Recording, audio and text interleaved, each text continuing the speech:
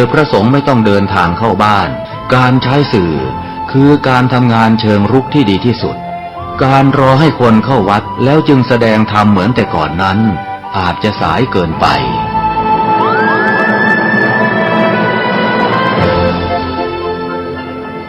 เราควรใช้สื่อนำธรรมะเข้าไปให้ถึงภายในบ้านโรงเรียนองค์กรต่างๆให้มากที่สุดการใช้สื่อจะทำให้ผ่อนแรงและประหยัดทั้งคนและเวลาเทศนาผ่านสื่อเพียงคนเดียวเสมือนเราเนรมิตนักเผยแผ่ได้เป็นหมื่นเป็นแสน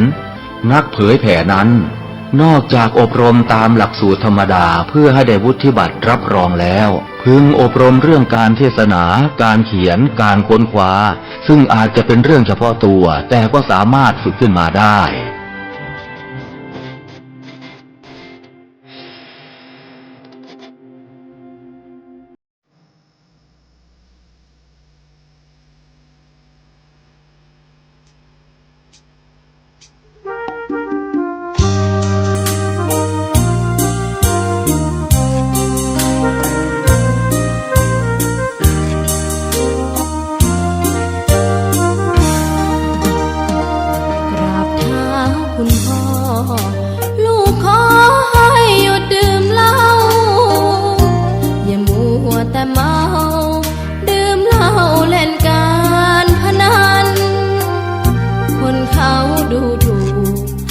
ว่าพ่อ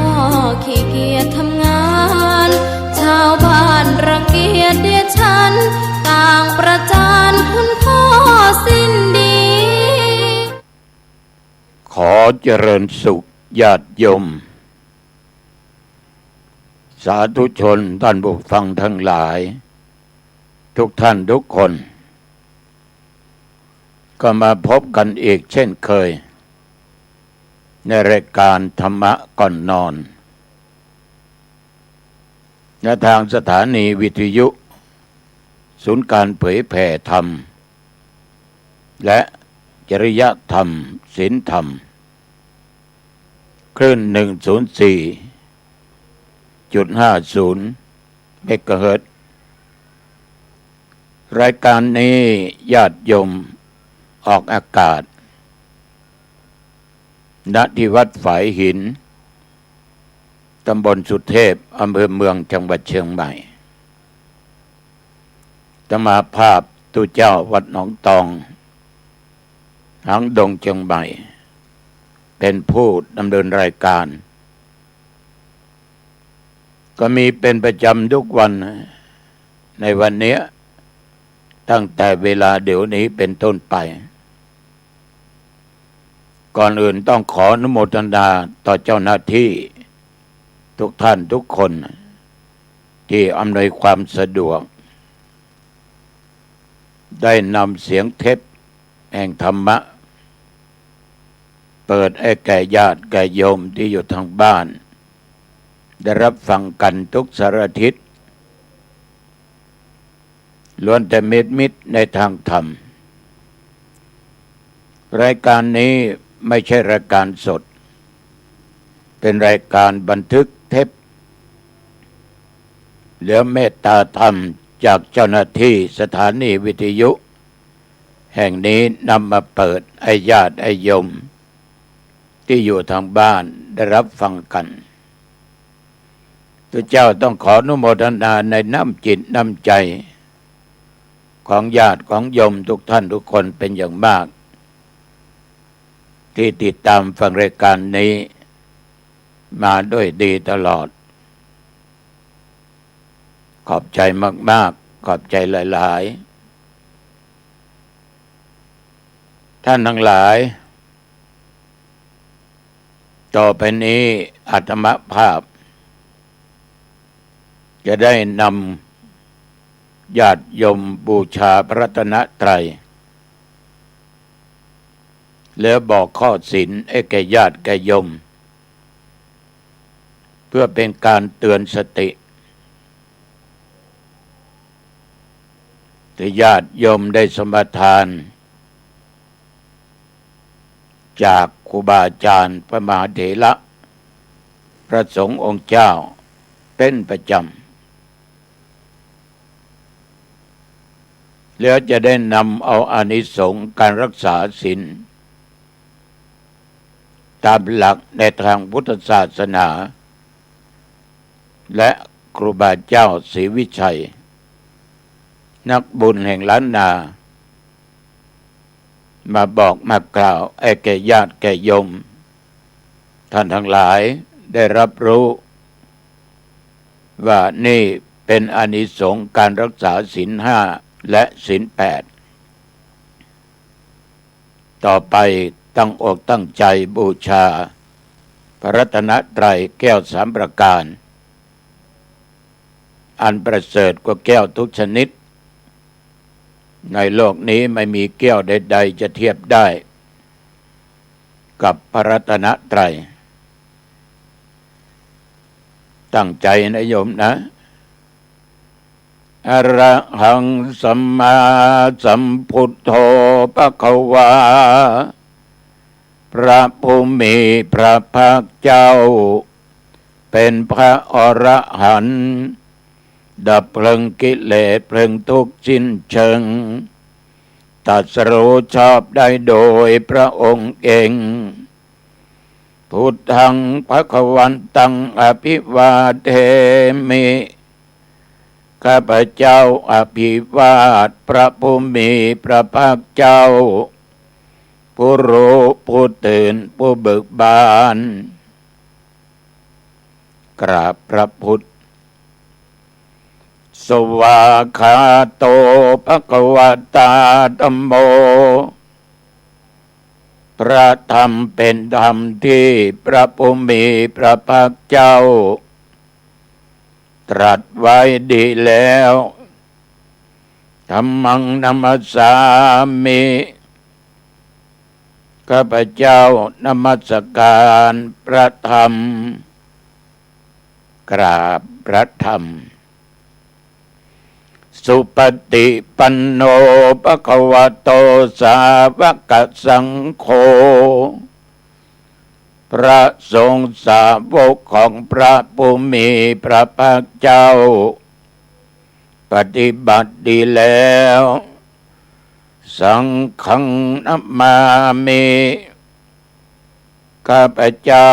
นอบน้อมพระสงฆ์กราบพระสงฆ์นะโมตัสสะภะคะวะโตขอนอบน้อมแด่พระผู้มีพระภาคเจ้าพระองค์นั้นอะระหะโตซึ่งเป็นผู้ไกลจากกิเลสสัมมาสัมพุทธัสสะตรัสรู้ชอบได้โดยพระองค์เองนะโมตัสสะภะคะวะโตขอนอบน้อมแด่พระผู้มีพระภาคเจ้าพระองค์นั้นอะระหะโตซึ่งเป็นผู้ไกลจากกิเลสสัมมาสัมพุทธัสสะตรัสรู้ชอบได้โดยพระองค์เองนะโมตัสสะภะคะวะโตขอนอบน้อมแด่พระผู้มีพระภาคเจ้าพระองค์นั้นอะระหะโตซึ่งเป็นผู้ไกลจากกิเลสสัมมาสัมพุทธัสสะตรัสรู้ชอบได้โดยพระองค์เองพุทธังสรณังคัจฉามิธัมมังสรณังคัจฉามิสังฆังสรณังคัจฉามิทุติยัมปิพุทธังสรณังคัจฉามิทุติยัมปิธัมมังสรณังคัจฉามิทุติยัมปิสังฆังสรณังคัจฉามิตติยัมปิพุทธังสรณังคัจฉามิ ตติยัมปิธัมมังสรณังคัจฉามิตติยัมปิสังฆังสรณังคัจฉามิข้าพเจ้าขอเอาพระพุทธเจ้าพระธรรมพระสงฆ์เป็นสรณะที่พึ่งแม้แต่ครั้งที่หนึ่งครั้งที่สองครั้งที่สามต่อไปเจริญพรญาติโยมทุกท่านทุกคนตั้งสติรับฟังข้อศีลทั้งศีลห้าและศีลแปดหรืออุโบสถศีลถ้าเป็นศีลแปดก็จะเปลี่ยนจากกาเมนั้นเป็นอภรรมจริยาต่อไปนี้อาตมาภาพจะบอกข้อศีลให้เพื่อเป็นการเตือนสติแท้จริงศีลนั้นไม่มีอยู่ที่อาตมามีกับญาติกับโยมทุกท่านทุกคนศีลธรรมาก็มีของอาตมาตั้ง227 ข้อมากนะมากโยม5 ข้ออุโบสถศีล8 ข้อที่จะต้องมาบอกข้อศีลให้ญาติโยมได้ฟังนั้นก็เพื่อว่าเป็นการเตือนสติเราทั้งหลายนั้นก็อาจจะได้พลั้งเผลอข้อใดข้อหนึ่งไปเมื่อความพลั้งเผลอเกิดขึ้นนั้นมันก็จะทำให้เราผิดโดยไม่รู้สึกตัวศีลก็จะบกพร่องฉะนั้นจึงเป็นการเตือนสติญาติโยมปานาติปาตาเวรมณีสิกขาปะทังสมาธิยามิข้าพเจ้าขอสมาทานสิกขาบทเว้นจากการฆ่าสัตว์อาทินนาทานาเวรมณีสิกขาปะทังสมาธิยามิข้าพเจ้าขอสมาทานสิกขาบทเว้นจากการถือเอาสิ่งของที่เจ้าของไม่ได้ให้กาเมสุมิจฉาจาราเวรมณีสิกขาปะทังสมาธิยามิข้าพเจ้าขอสมาทานสิกขาบทเว้นจากการประพฤติผิดในกามข้อนี้ถ้าเป็นอุโบสถศีลจะเป็นอภรรมจริยาเวรมณีสิกขาปะทังสมาธิยามิข้าพเจ้าขอสมาทานสิกขาบทเว้นจากการประพฤติที่ไม่ใช่พรหมจรรย์มุสาวาทาเวรมณีสิกขาปะทังสมาธิยามิข้าพเจ้าขอสมาทานสิกขาบทเว้นจากการพูดเท็จสุราเมรยมัชฌปมาทฐานาเวรมณีสิกขาปะทังสมาธิยามิข้าพเจ้าขอสมาทานสิกขาบทเว้นจากการเสพของมึนเมาคือสุราและเมรัยสิ่งเสพติดอันเป็นที่ตั้งแห่งความประมาทอิมานิปัญจสิกขาปทานิสีเลนะสุขติงยันติสีเลนะโภคสัมปทาสีเลนะนิพุติงยันติตัสมาสีลังวิโสทะเยปัญจศีลทั้ง5 ข้อนี้ถ้าเรารักษาจะถึงสุคติได้ในภพในชาติที่ดีมีความสุขมีโภคทรัพย์สมบัติศีลเป็นฐานที่จะทำให้เราถึงพระนิพพานได้ ฉะนั้นไอ้ญาติโยมจงใช้สติและปัญญาตรึกตรองใคร่ครวญดูข้อศีล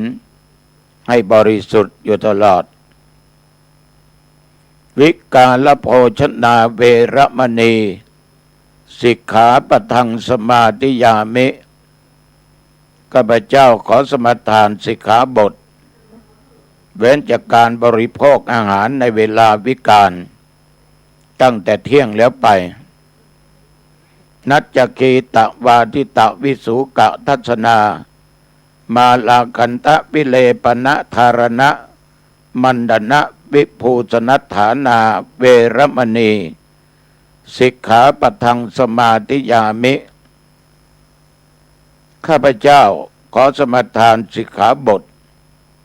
เว้นจากการฟ้อนรำขับร้องประคมดนตรีดูการเล่นชนิดที่เป็นข้าศึกต่อกุศลธรรมและการทักสวงสวมใส่ประดับตกแต่งกายด้วยดอกไม้ของหอมและเครื่องพัทธาย้อมผิวทุกชนิดอุจจาสยนะมหาสยนาเวรมณีสิกขาปัทังสมาธิยามิข้าพเจ้าขอสมาทานสิกขาบทเว้นจากการนั่งนอนบนที่นอนสูงและที่นอนใหญ่ญาติโยมได้ฟังข้อศีลทั้งปัญจศีลและอุโบสถศีลศีลนี่ญาติโยมเป็นอาภรณ์เครื่องประดับใจและกายเหมือนกับเราอยู่ทุกวันนี้ดังที่เคยกล่าวญาติโยมฟังผ่านมาเราทุกวันไปที่ไหนต้องแต่งกายสวมใส่อาภรณ์ต่างๆแล้วประดับตุ่มหูแหวนบ้างสร้อยข้อมือสร้อยคอตกแต่งนุ่งผ้าอาภรณ์ต่างๆ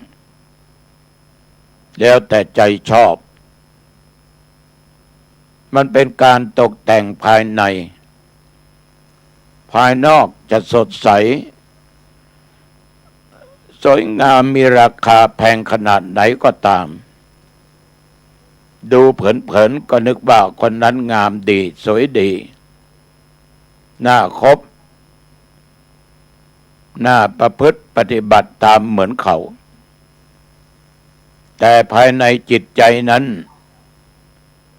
มีแต่สิ่งเลวร้ายสิ่งสมองมัวหมอง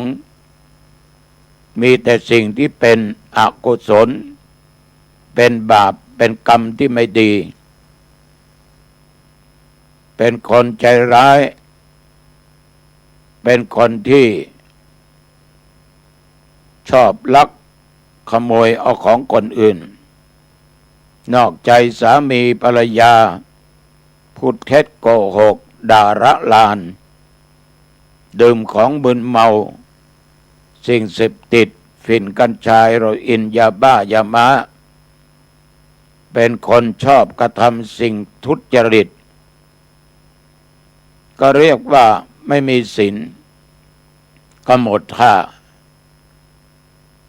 หาความงามไม่ได้อันสตรีไร้ศีลก็สิ้นสวยบุรุษด้วยไร้ศีลก็สิ้นสีถ้าพระสงฆ์ไร้ศีลก็สิ้นดีแม้เมธีไร้ศีลก็สิ้นงาม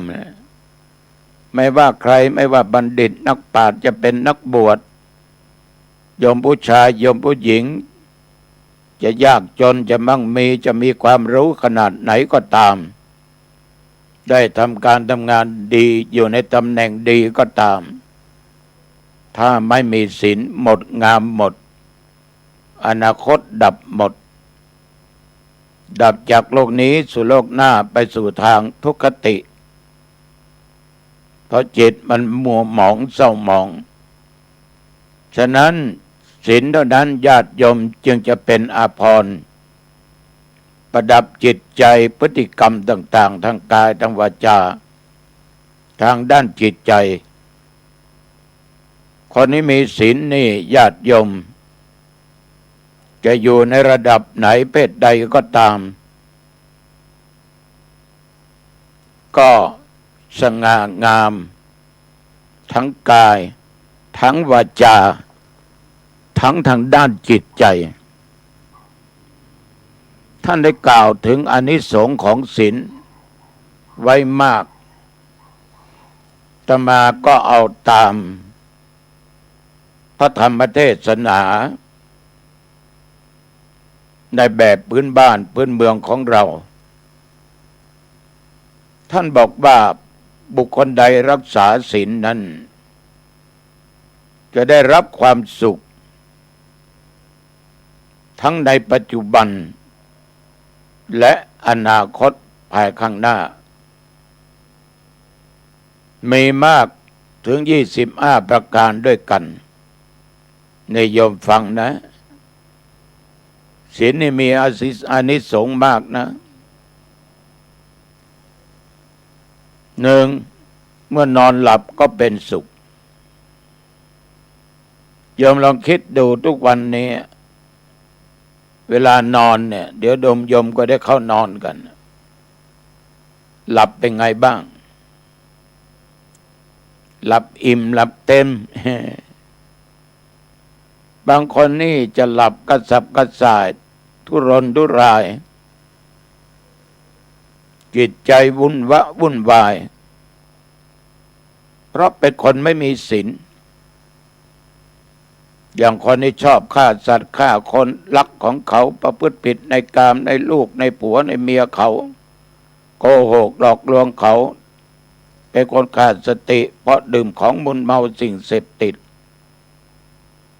มันจะอยู่ที่ไหนจะยืนจะเดินจะนั่งจะนอนหลับเวลาพักผ่อนมันนอนไม่เป็นสุขเพราะจิตใจมันว้าวุ่นกลัวนั้นกลัวนี้จะเกิดขึ้นกับตัวเองกลัวศัตรูกลัวของหายกลัวผัวจะนอกใจเมียจะนอกใจคนนั้นคงจะมาหลอกมาล่อมาลวงคงจะมาหลอกอย่างนั้นอย่างนี้ทำให้เกิดความคิดเครียดจนนอนไม่เป็นสุขญาติโยมคนไม่มีสติยิ่งไปใหญ่เพราะน้ำเหล้าของมึนเมาทำให้ขาดสติได้ฉะนั้นญาติโยมก็ได้มีศีลนอนหลับเป็นสุขเหมือนโยมบางท่านบางคนครูบาอาจารย์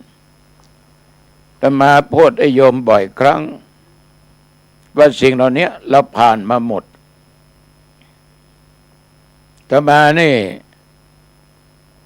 ถ้าประเทศกลับมา4 ทุ่มกว่าไม่ได้ประเทศก็4 ทุ่ม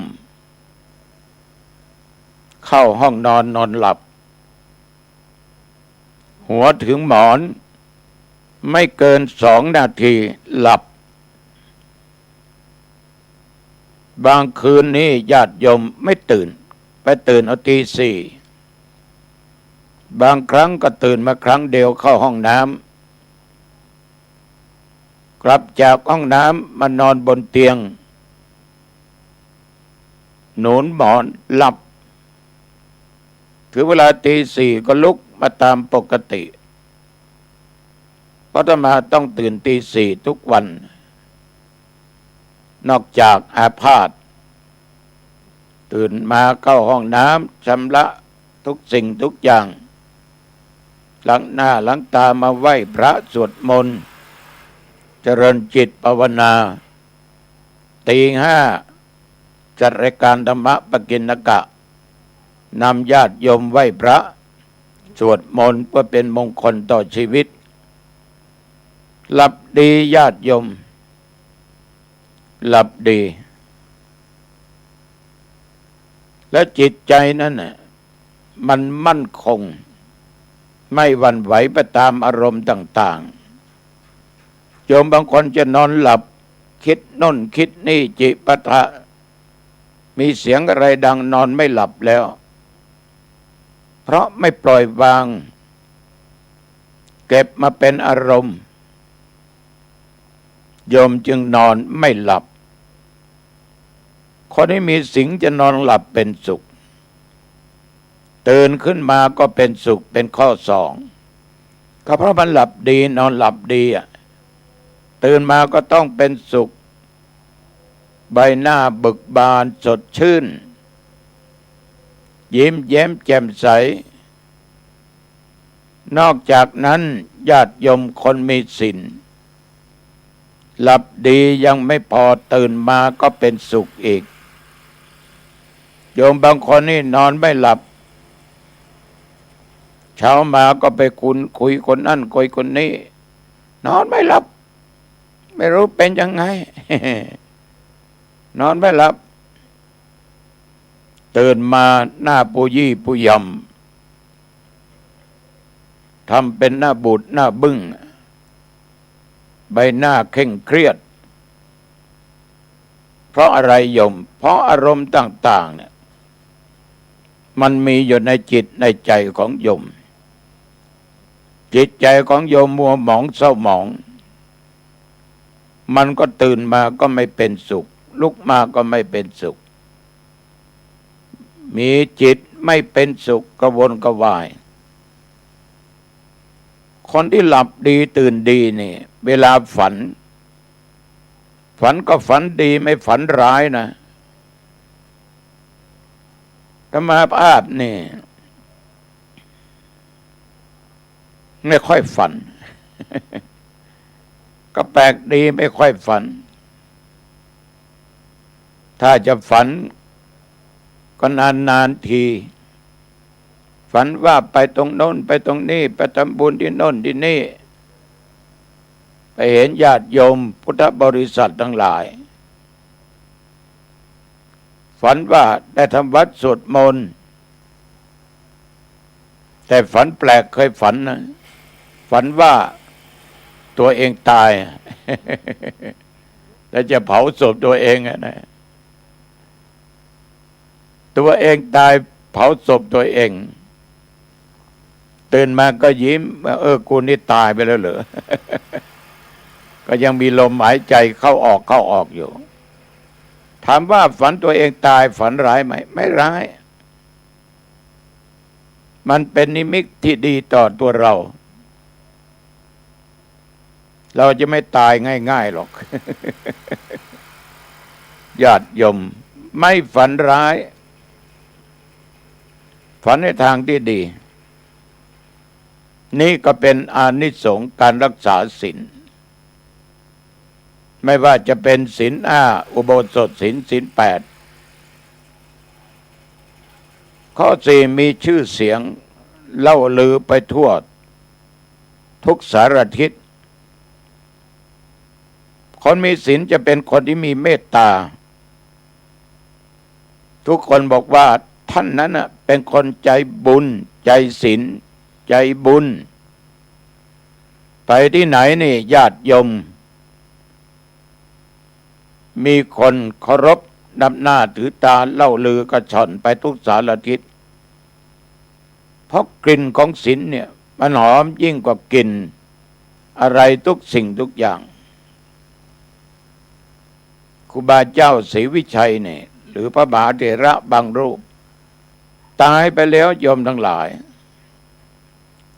คนยังพูดถึงอยู่ในสิ่งที่ดีๆยอมจะขึ้นดอยสุเทพอนุสาวรีย์ครูบาเจ้าใกล้ๆกับวัดศรีโสดายมไปที่ห้วยแก้วยกมือไหว้ทุกคนแหละเพราะครูบาศีลธรรมมีทั้งศีลมีทั้งธรรมขึ้นไปวัดดอยสุเทพ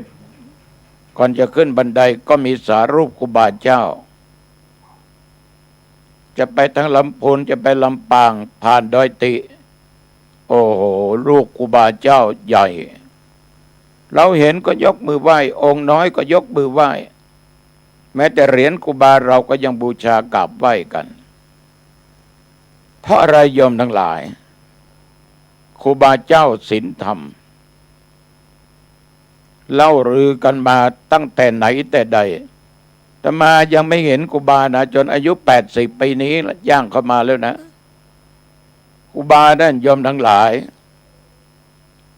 มาเผาที่วัดจามเทวีปีอาตมาภาพเกิดพอดี2489ปีนั้นเป็นปีจอแต่ทุกคนก็รู้จักครูบาเจ้าศีลธรรมเพราะครูบามีทั้งศีลมีทั้งธรรมเป็นนักพัฒนาเป็นนักสอนนักปฏิบัติกลิ่นของครูบาเลยหอมฟุ้งไปทั่วไม่ใช่เพียงแต่เชียงใหม่ลำพูนไปหลายจังหวัดทั่วประเทศก็ว่าได้นี่แหละญาติโยมไม่ว่าคนบ้านไม่ว่าคนบัดถ้ามีศีลนั้นชื่อเสียงก็เล่าลือไปทั่วทุกสารทิศทุกคนก็จะพูดเป็นเสียงเดียวว่าครูบามีเมตตาธรรมหลวงพ่อองค์นี้มีเมตตาเพราะหลวงพ่อเป็นคนใจบุญเป็นคนที่มีศีลมีธรรมศรัทธาสาธุชนญาติโยมบางคนนอกจากใจบุญมีศีลแล้วกลิ่นของศีลหอมมากหอมมากๆอีกประการหนึ่งเป็นที่รักแก่คนและเทวดาทั้งหลายคนมีศีลนี่อ่อนน้อมมีเมตตาธรรมมีเมตตาสูงไม่ทำร้ายใครไม่ด่าใครไม่ว่าให้ใครโยมทั้งหลายปฏิบัติประพฤติด้วยกายวาจาเรียบร้อยใจก็เรียบร้อยไม่มีโทสะไม่มีโมหะอยู่ในจิตในใจ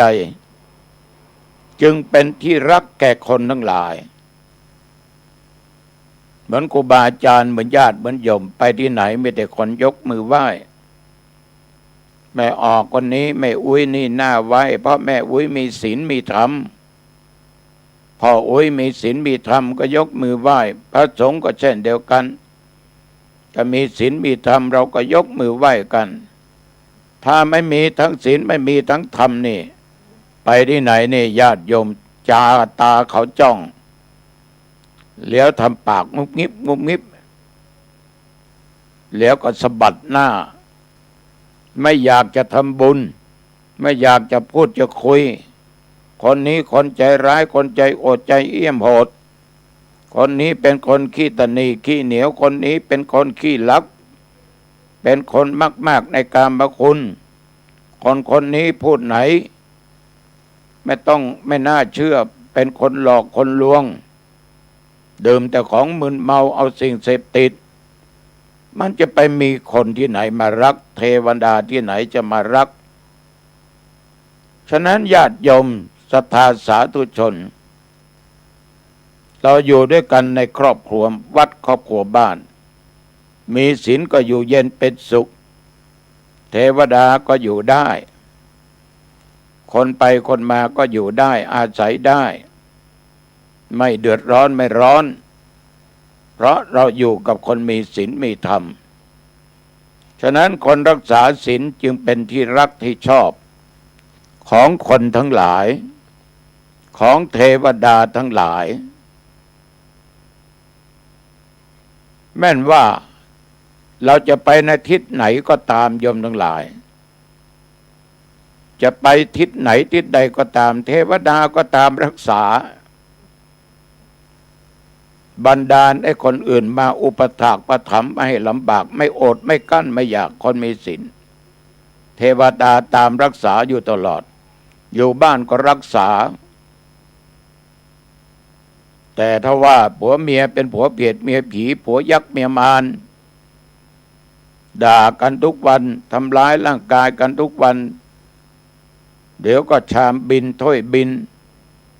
เดี๋ยวก็มีดบินไม้บินก้อนอิฐก้อนหินบินจะไปมีเทวดาที่ไหนไปอยู่รักษา จะไปมีเทวดาที่ไหนตามรักษาเพราะมันเป็นคนอันธพาลเป็นคนไม่มีศีลหัวไม่มีศีลเมียไม่มีศีลลูกก็ไม่มีศีลก็เหมือนกับอยู่ตกนรกทั้งเป็นน่ะหัวก็ด่าเมียเมียก็ด่าผัวข้ามมาผัวก็เมาเหล้าเมียก็เมาเล่นลูกก็ด่าพ่อด่าแม่ไม่ทำงานไอ้พ่อแม่พาพ่อแม่ขึ้นลงขึ้นศาลอยู่ตลอดเวลาเพราะครอบครัวนั้นไม่มีศีลมีธรรมก็เหมือนกับอยู่ในหม้อนรกคนไม่มีศีลไปที่ไหนใครไม่อยากจะร่วมและหาผู้ใจบุญคนดีๆมาทำบุญไม่ว่าตุเจ้าไม่ว่าคนบ้านคนวัดถ้าไม่มีศีลเขาก็ไม่ทานขันเข้าให้เลยไม่ร่วมอุปถากอุปถัมภ์ให้ฉะนั้นอานิสงส์ของศีลนี่มันสูงสุดญาติโยมนอกจากนั้นแม้ว่าจะไปในที่ใดชุมชนไหนหมู่ใดก็ตามย่อมจะเป็นผู้ที่กล้าหาญ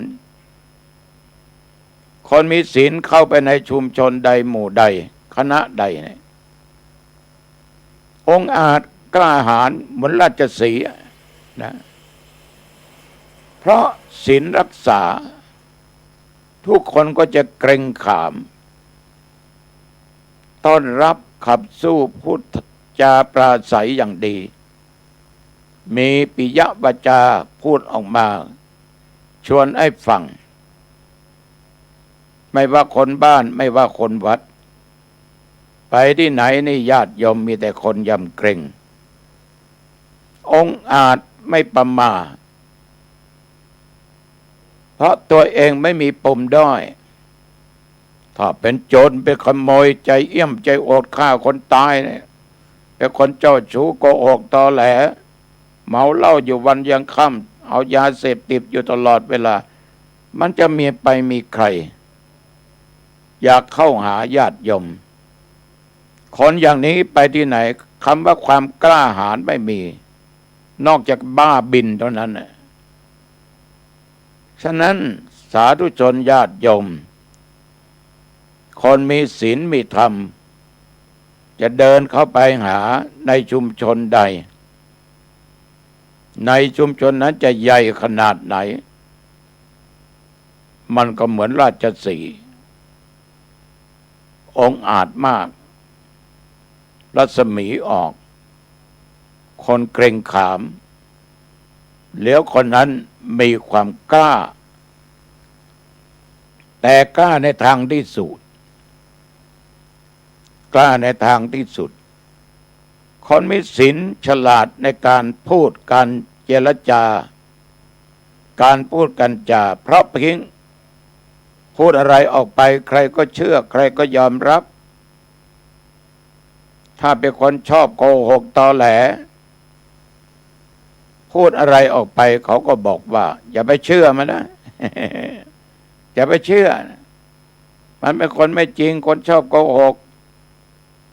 คนหลอกคนลวงพูดไหนไม่มีนั่นเพราะอะไรญาติโยมถ้ามันเป็นอย่างนี้ไม่กล้าพูดละเพราะเราไม่มีศีลถ้ามีศีลนี่พูดจาฉลาดมากเฉลียวมากอีกข้อไม่มีศัตรูคิดอาฆาตพยาบาททำร้ายได้ก็เพราะเราไม่ผิดศีลข้อหนึ่งเราไม่ลักไม่โลภไม่โกงของใครไม่ทำคนอื่นเดือดร้อนนะโยมแล้วใครจะมาฆ่าเรามาทำร้ายเรานอกจากกรรมเก่าที่เราสร้างไว้เราผิดศีลผิดธรรมเราไม่ไปเอาของเขามาเป็นของตัวเราไม่หลอกไม่ลวงใครมีสติสัมปชัญญะอยู่ตลอดเวลามันจะไม่มีศัตรูมีแต่คนรักเทวดาก็รักพูดผีปีศาจก็รักไม่มีใครอาฆาตพยาบาทมากร้ายเพราะเราเป็นคนมีเมตตาเป็นคนใจบุญ นอกนั้นญาติโยมทั้งหลายไปที่ไหนไม่มีความสะดุ้งตกใจกลัวต่ออันตรายสิ่งใดๆทั้งสิ้นบอกแล้วว่ามันองอาจมันกล้าหาญจิตใจมันสะอาดบริสุทธิ์มีเทวดาคุ้มกันอยู่ตลอดเวลาความกล้าไม่สะดุ้งตกใจถ้าคนมีปมด้อยมีประวัติไม่ดีนี่เขาทักหน่อยตกใจกลัวเขารู้ว่าตัวเราเองไปทำอะไรมาบ้างที่ผิดทั้งศีลผิดทั้งธรรม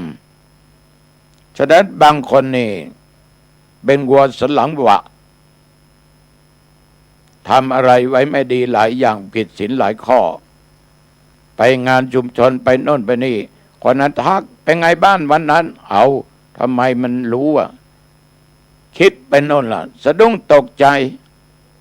ทั้งที่บางครั้งเขาก็ไม่รู้แต่ตกใจเองนั่นเขาเรียกว่าส่อพิรุธส่อพิรุธไม่รู้แต่ทำให้เขารู้จนได้คนมีศีลเป็นผู้ปราศจากทุกข์ไม่มีคดีถ้อยความเกิดขึ้นแน่นอนญาติโยมเราไม่หลอกใครเราไม่ลักของใครเราไม่ฆ่าใครตายเราไม่สติสัมปชัญญะมันก็ปราศจากทุกข์เพราะเรามีศีลเลยไม่มีคดีต่างๆไม่มีคดีความอะไรเกิดขึ้นโยมก็ลองดูยุคปัจจุบันเนี่ยการบ้านการเมืองเป็นยังไงกูว่ามึงว่ากูขุดคุยกันออกมานั่นแหละ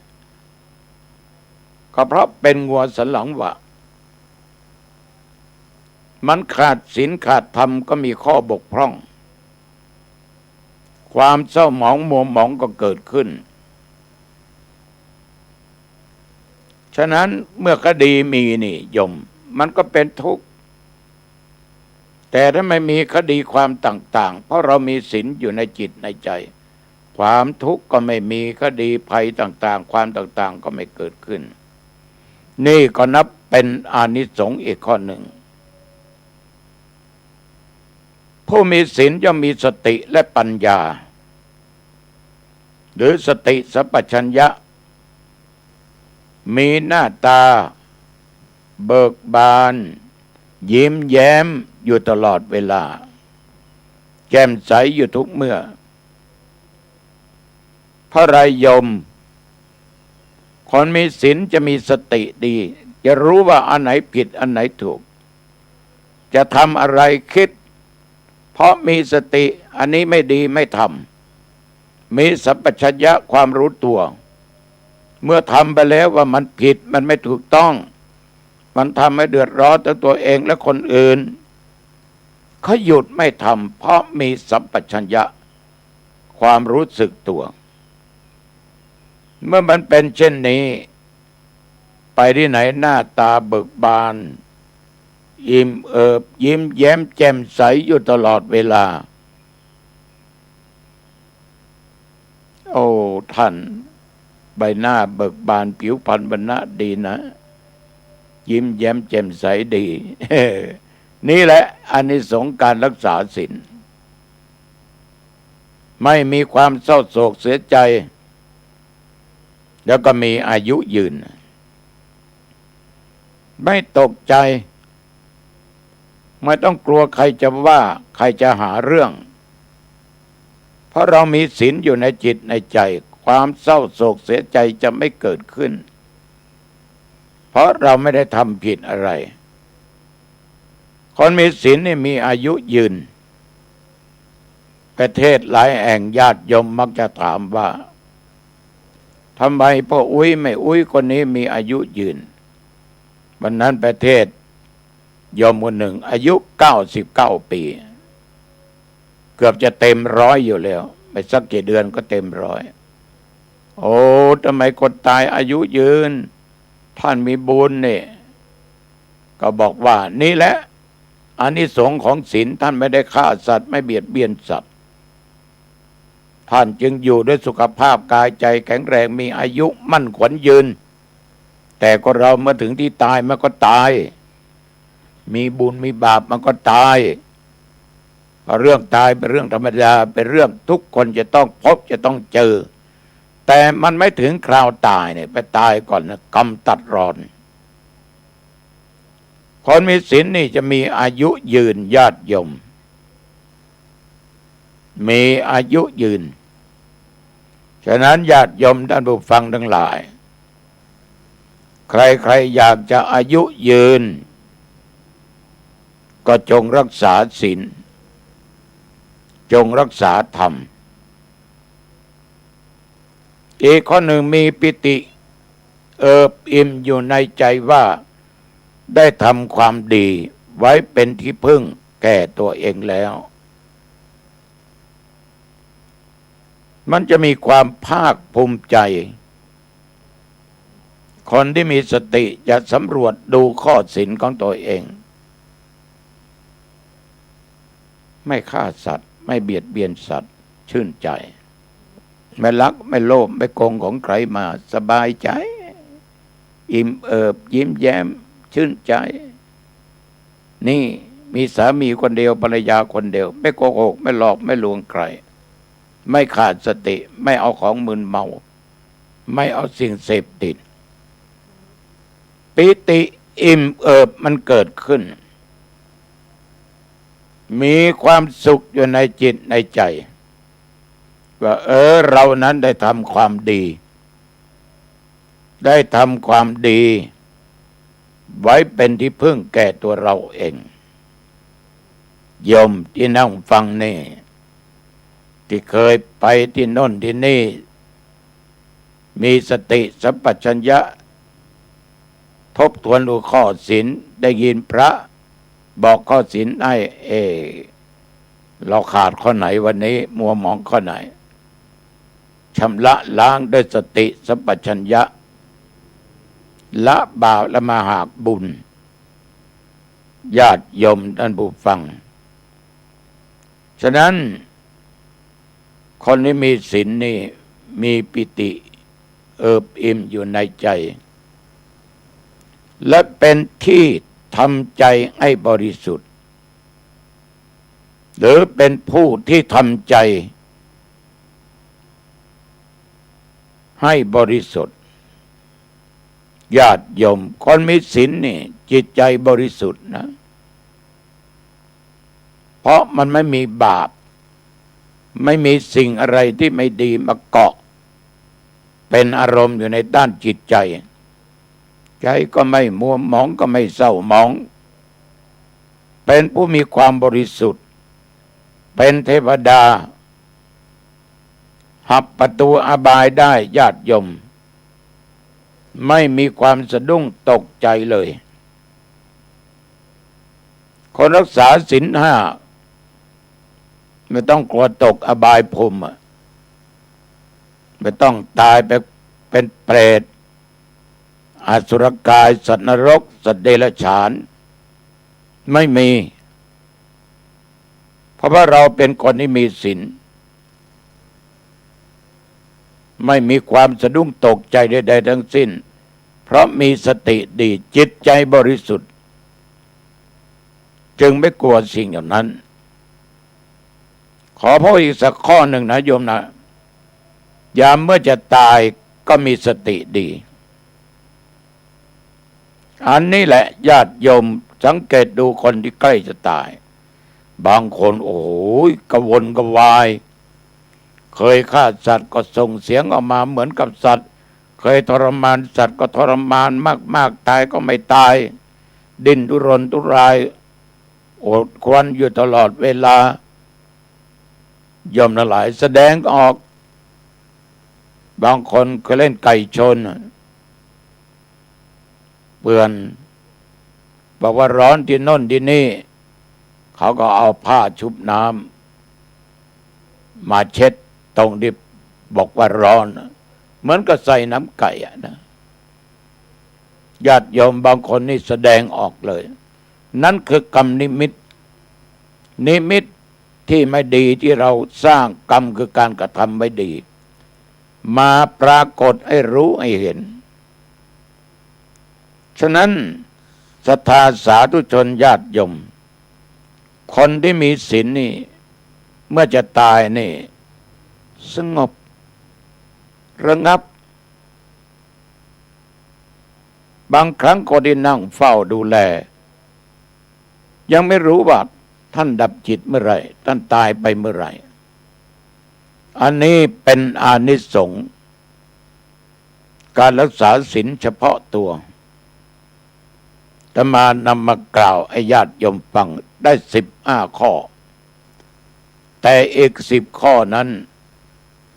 ก็จะมาต่อในวันอังคารหน้าหรือวันต่อไปข้างหน้าให้ญาติให้โยมทั้งหลายได้รับฟังกันเอาละนะโยมนะฟังแล้วจงนำไปคิดหลับเป็นสุขตื่นเป็นสุขฝันดีไม่ฝันร้ายมีชื่อมีเสียงเล่าลือไปทุกสารทิศเป็นที่รักแก่คนและเทวดาจะไปทางไหนเทวดาก็ตามรักษาเข้าไปชุมชนใดก็มีแต่ความกล้าหาญไม่มีศัตรูอาฆาตทำร้ายไม่สะดุ้งตกใจต่ออาการใดๆทั้งสิ้นเป็นบุคคลที่อยู่ปราศจากทุกข์ไม่มีก็ดีไม่มีถ้อยความเป็นผู้มีสติสัมปชัญญะมีหน้าตาเบิกบานยิ้มแย้มแจ่มใสอยู่ตลอดไม่มีความเศร้าโศกเสียใจมีอายุยืนมีปิติอิ่มเอิบอยู่ในใจภูมิใจว่าตัวเองได้สร้างคุณงามความดีเป็นผู้ที่ทำใจให้บริสุทธิ์อันเป็นเทวดาหับประตูอบายญาติโยมยามเมื่อจะตายก็มีสติทบทวนญาติโยมฟังมาในที่สุดนี้โยมทั้งหลายใกล้จะพักผ่อนเข้าบ้านปิดประตูบ้านให้เรียบร้อยขึ้นบนบ้านปิดประตูหอเรือนหน้าต่างให้เรียบร้อยเก็บของมีค่าไว้ให้เรียบร้อยของสิ่งไหนที่โยมต้องใช้วันพรุ่งนี้เก็บไว้ที่เราเดินผ่านจะเห็นได้ง่ายๆกันลืมกันลืนเตือนสติโยมจะทานอะไรก็ทานอาหารของว่างอะไรก็ทานอาบน้ำชำระกายให้สะอาดนุ่งผ้านุ่งผ่อนให้เรียบร้อยจะสีไหนสีใดชุดใดที่โยมชอบไม่อึดอัดกราบพระอาหน1พระพุทธเจ้า2พระธรรม3พระสงฆ์4พระบิดามารดาคือพ่อแม่ผู้ให้กำเนิดผู้ให้ชีวิต5ครูอาจารย์ผู้ถ่ายทอดศิลปะวิชาความรู้แก่เราและพระอุปชฌาย์สวดมนต์3 บทพุทธคุณธรรมคุณสังฆคุณตั้งจิตภาวนาเป็นสมาธิทำใจให้ปลอดโปร่งพอสมควรก็แผ่เมตตาแก่สรรพสัตว์ทั้งหลายเจ้ากรรมนายเวรทั้งหลายเทวบุตรเทวดาตลอดจนผู้มีพระคุณบิดามารดาปู่ย่าตายายครูอาจารย์สรรพสัตว์ทั้งหลายแม้แต่ศัตรูคู่อริโยมก็ต้องแผ่เมตตาให้เขาแล้วอย่าลืมแผ่เมตตาแก่ตัวเองว่าข้าพเจ้าเกิดมาชาตินี้ชาติหน้าก็ตามชาติไหนก็ตามทรัพย์สมบัติต่างๆจงบังเกิดมีแก่ข้าพเจ้าอย่าได้อดอย่าได้อยากอย่าได้ทุกข์อย่าได้ยากอย่าได้ลำบากเลยขอมีความสุขทั้งกายและทั้งใจขอได้เกิดร่วมชาติของพระศรีระยะเมตไตรนอนหลับสบายไม่ฝันร้ายตื่นมาเบิกบานชื่นใจแจ่มใสอายุวันโนสุขังพลังพบกันใหม่โอกาสหน้า